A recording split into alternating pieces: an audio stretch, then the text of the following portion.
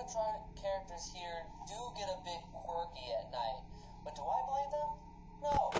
If I were forced to sing those same stupid songs for 20 years and I never got a bath, I would probably be a little bit irritable at night too. So remember, these characters hold a special place in the hearts of children, and we need to show them a little respect, right? Okay.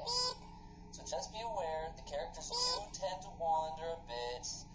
It's like some kind of free roaming mode. Something about their servos locking up, and they get turned off for too long. They used to be able to walk around during the day too, but then was this bite of 87. Yeah, it's amazing the human body can live without the frontal lobe.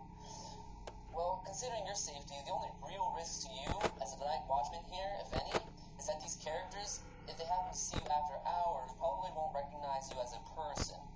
They'll most likely see you as a metal endoskeleton without its costume on. Now, since that's against the rules here at Freddy Fazbear's Pizza, they'll probably try to forcefully stuff you inside a Freddy Fazbear suit. Now, that wouldn't be so bad if the suits themselves weren't filled with crossbeams, wires, animatronic devices, especially around the facial area. So you can imagine having your head forcibly pressed inside one of those would cause a bit of discomfort and death. But the only parts that you see the light of day again would be your eyeballs and teeth that pop out in front of the mask. Yeah, they don't tell you these things when you first sign up. But hey, your first week should be a breeze. I'll chat with you tomorrow.